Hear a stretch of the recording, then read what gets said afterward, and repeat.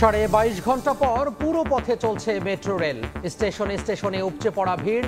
সকালের বন্ধে রাজধানীতে যানবাহন সংকট ও তীব্র যানজট। হেঁটে গন্তব্য যান অনেক কর্মজীবী। মেট্রোর পথ নিরাপদ করার দাবি।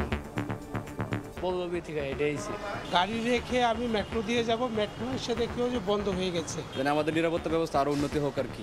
যদি তারা সচেতন থাকতো তাহলে আজকে গতকালকে এই দুর্ঘটনা ঘটতো না। এটা তো ভয়েরই একটা বিষয়। চালকের সার্ভে করুক, দেখুক যে কোথাও কোনো দোষ ত্রুটি আছে কিনা। আমার হাজবেন্ড ছাড়া তো আমাদের তিনজনের কেউ নাই পৃথিবীতে, কেউ নাই আপন।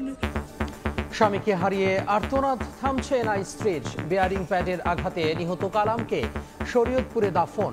সরকারকে পরিবারের দায়িত্ব নেওয়ার আহ্বান।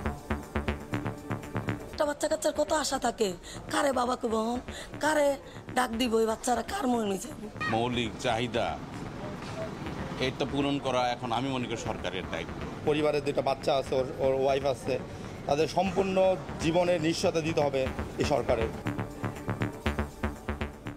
দেখছিলেন প্রধান শিরোনাম। দুপুরের সময়ে সঙ্গে আছি আমি তোহা খান তামিম। এবার অন্যান্য শীর্ষ সংবাদ।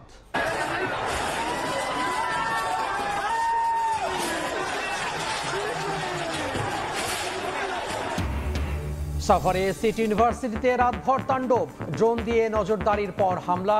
এসি ও কম্পিউটার খুলে নেয়ার অভিযোগ উপাচার্যের। ক্ষতিপূরণ দেওয়ার আশ্বাস ড্যাফোডিলের। যুগপথ আন্দোলনের শরিকদের নিয়ে বৃহৎ জোটের পরিকল্পনা বিএনপির। পছন্দের প্রতীকে ভোট করতে দেওয়ার আহ্বান। নির্বাচনে সন্ত্রাস ঠেকাতে পিআর ভোট দাবি জামায়াতের।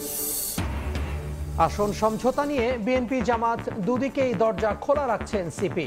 চলছে প্রার্থী চূড়ান্তের কাজ। নভেম্বরে চূড়ান্ত হতে পারে বাম জোটের রূপরেখা। চট্টগ্রামে গুজব ছড়িয়ে তৈরি পোশাক খাতে অস্থিরতা সৃষ্টি করছে সংঘবদ্ধ চক্র। অভিযোগ বিজিএমইএর। চক্রান্তে প্রতিযোগী দেশ জড়িত থাকার সন্দেহ ব্যবসায়ীদের। এবং ঝাঁকে ঝাঁকে রূপালী ইলিশ নিয়ে ঘাটে ফিরছেন জেলে। 22 দিনের নিষেধাজ্ঞা শেষে ফের সরগরম মৎস্য অবতরণ কেন্দ্র। চাঁদপুর ও পটুয়াখালীতে সরবরাহ বাড়লেও কমেনি দাম।